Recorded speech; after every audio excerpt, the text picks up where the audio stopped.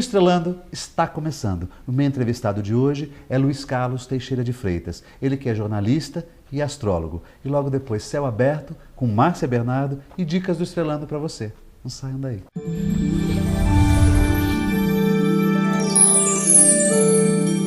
Meu entrevistado é do signo de Capricórnio, tem um ascendente em Sagitário e a lua no signo de Áries. Nós estamos gravando aqui em São Paulo durante o 17º Encontro Anual de Astrologia promovido pela Gaia, do nosso amigo o Robson Papaléu.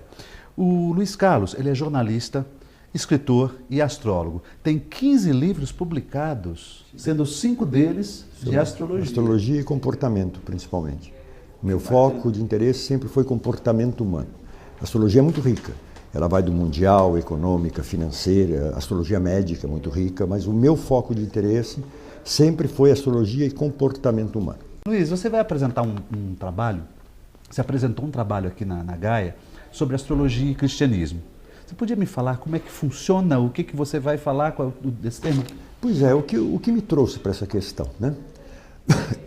A vida me aproximou de uma pessoa que eu reconheço como honesta, intelectualmente falando, bem intencionada, e a primeira vez que eu falei de astrologia com ela, ela se abespinhou inteira, como se fosse uma coisa, entre aspas, do diabo, mas era uma coisa com essa veemência mesmo, e aquilo me chamou a atenção. A gente se pergunta, ainda existe isso? E esta expressão está no Catecismo da Santa Sé, Satanás, relacionado à astrologia. Pasme você. Bom, mas enfim, aí eu acolhi esta reação desta pessoa e me perguntei, mas por que uma reação tão veemente? Quais são as razões? Não é? É muito comum, Jorge, quando a gente encontra alguém que tem uma oposição frontal à nossa, contrária à nossa, a gente fala assim, ele não entende. E reduz e deixa por isso mesmo. Verdade. E com isso a gente perde o rico momento de poder entender qual é a objeção do outro e, a partir daí, construir uma forma de esclarecê-lo, inclusive. Mas para isso eu tenho que entender o ponto de vista dele, ao invés de simplesmente dizer que é bobagem. Né?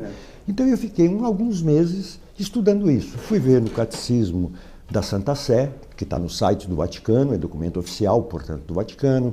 Fui ver em Santo Agostinho e São Tomás de Aquino, que são dois dos principais teólogos de toda a teologia cristã, não só católica. Cristã, quando eu digo, é católica, é protestante e é ortodoxo oriental, que são os três pilares do cristianismo. Né? Agostinho é do século IV, ainda não tinha nem tido o cisma do Oriente, menos ainda o movimento protestante de 1500, né? E eu comecei a estudar e tentar entender por que, aos olhos do cristianismo ortodoxo, o cristianismo mesmo, tá? E aí é importante fazer acho que um parênteses. No Brasil, como nós somos um país tipo coração de mãe, sempre cabe mais um, há muitas vertentes religiosas que se dizem cristãs, mas não são propriamente cristãs. Vou dar um exemplo. Aquilo que é propriamente cristão acredita que Jesus Cristo foi Deus feito carne. Por isso que na Ave Maria se reza, Ave Maria, Mãe de Deus, rogai por nós. A vertente espírita kardecista, por exemplo, como é que ela ora? Ave Maria, Mãe de Jesus, porque dentro da visão kardecista, Jesus Cristo, foi um espírito evoluído. Sim. Eu não estou aqui defendendo qual dos dois é certo, eu não tenho inclusive nem mandato para isso, mas são visões diferentes, não é? Então, quando eu falo de cristão, eu estou falando daquilo que é católico, apostólico, romano, aquilo que é ortodoxo, oriental, ou aquilo que é protestante, luterano, de origem mesmo. Ok? Bom. E aí o que eu fui descobrindo? Que, com base na Bíblia, esta reação deste conhecido meu é totalmente justificada. Com base na Bíblia. Tanto no Antigo Testamento, quanto no Novo Testamento. É com base naquilo que Agostinho escreveu que é justificada essa reação. É com base naquilo que São Tomás de Aquino escreveu que é justificada essa reação. Aí eu falei, puxa, então começo a entender o ponto de vista dele. Agora vamos tentar entender, que isso é um assunto para talvez uma outra questão daqui a pouco, o que realmente atribui veracidade à astrologia.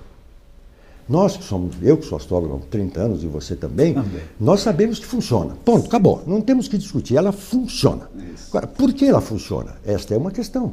O que faz com que ela seja verdadeira. O que não quer dizer que o astrólogo não cometa erros. Sim. Porque tudo que tem um ser humano no meio do caminho pode dar errado. Sim. Sabe? Pode dar errado. É que nem o cano. Por mais limpa que seja a água, tiver uma sujeira no meio do caminho, a água sai com sujeira. Porque como a gente é cheio de sujeira, porque a gente é cheio de erro, cheio de preconceito, cheio de más informações, qualquer um de nós, todos somos humanos. Né? Bom, isso é a riqueza da obra de Deus, inclusive, né? E a gente tenta melhorar como pode. Aí eu fui tentar, então, num segundo momento, depois de falar assim, não, realmente, do ponto de vista da fé cristã, faz todo sentido que um cristão não queira se aproximar da astrologia.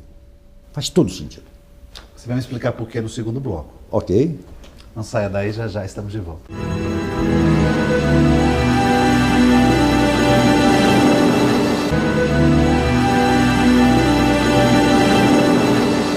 Voltamos ao segundo bloco, meu entrevistado aqui, Luiz Carlos Teixeira de Freitas, e o papo está muito bom. Luiz, vamos lá. Isso. Aí então, no segundo momento, depois de perceber que realmente fazia sentido a reação dessa pessoa, eu tinha que me debruçar sobre a outra questão. Pera, mas como é que eu vou mostrar para esta pessoa que a astrologia não é coisa nem de espíritos não bons, como diz Santo Agostinho, nem viola. E aí, é lógico que é uma decisão da pessoa que usa o serviço da astrologia. É curioso, porque quando você vai estudar São Tomás de Aquino, de ponta a ponta em Suma de Teologia, que é a principal obra dele, são 28 volumes sobre teologia, o tempo inteiro ele admite o efeito dos planetas sobre os corpos humanos. Sim. O efeito dos planetas sobre as paixões humanas. Cheguei a dar um curso e falei Só que sobre ele isso. traz uma questão central, que é a questão de que o planeta não determina a vontade da pessoa. E esta vontade é o atributo genuinamente humano. Então, na verdade, Agostinho ele traz a discussão para um nível moral e ético. Eu tenho meus impulsos. O que eu faço com esses meus impulsos? À luz de quais valores eu decido o que fazer com meus impulsos? Seguindo quais propósitos eu deixo os meus impulsos soltos ou não? Não é? Agostinho, lá atrás, no século IV, ele coloca uma questão mais profunda. Ele admite que há astrólogos que fazem bons prognósticos. Porém, ele diz que, quando isto acontece, porque esses astrólogos estão, na verdade, ouvindo maus, não, ele não fala maus, ele fala espíritos não bons. Espíritos não bons. Não bons. Não é? Aquilo que hoje em dia a gente chamaria de mediunidade ou canalização, por exemplo. Mas do mal seria hoje para ele, né? No tempo de Agostinho até se entende, porque lá no século IV devia ter meia dúzia de astrólogos em toda aquela região. Porque, imagine, o cara tinha que estudar, coisa que quase ninguém. Hoje em dia, quando você tem dezenas de milhares de pessoas estudando astrologia no mundo inteiro, em 30 idiomas diferentes, com livros para lá ou para cá, com internet, não cabe mais pensar que tem espíritos não bons falando no ouvido de cada um. Eles não têm tempo, inclusive. Não, porque eles estão cuidando de outros assuntos. É verdade. Ok? Isso. Né? Então, isso nos traz a questão de, mas e o que faz a astrologia funcionar? Que estes dois pilares da teologia cristã admitem que funciona. Você sabe que todas essas questões que você está colocando me levantam um ponto que eu vou deixar para um segundo programa para a gente fazer, porque acho bastante interessante. Sobre o livre-arbítrio e o destino. Né? Sim. Porque como você colocou que ele admitia, e que os astros têm um efeito sobre o corpo, isso, não é? Exatamente. Então, assim, e a sua vontade é aquela que determina se eu faço ou não. Isso. Até onde nós temos aí o livre-arbítrio e o destino programado na nossa vida. Fico à sua disposição. Vamos fazer um próximo programa? Vamos fazer um próximo programa. Semana que vem, prometo, ele está de volta aqui para a gente continuar esse bate-papo. Não saiam daí, que ainda tem muita informação. A Escola Santista de Astrologia promove no dia 10 de agosto o curso Lunações e Eclipses. Já no dia 11 de agosto, o curso básico de Astrologia, às 14h30 ou às 19 horas. No dia 12 de agosto, atendimento de mapa astrológico kármico. E no dia 13, o workshop Plutão em Trânsito nas Casas Astrológicas. Informações 3284-9714. O Estrelando está terminando e a mensagem final fica por conta de Luiz Carlos. Puxa, Jorge, eu penso que a mensagem final se resume na expressão autoconhecimento. A astrologia é um caminho, é uma ferramenta muito rica, favorece o autoconhecimento e não dá para falar de livre-arbítrio, não dá para falar de destino sem falar de autoconhecimento. Com certeza. Muito obrigado. Eu que agradeço. Uma ótima semana a todos.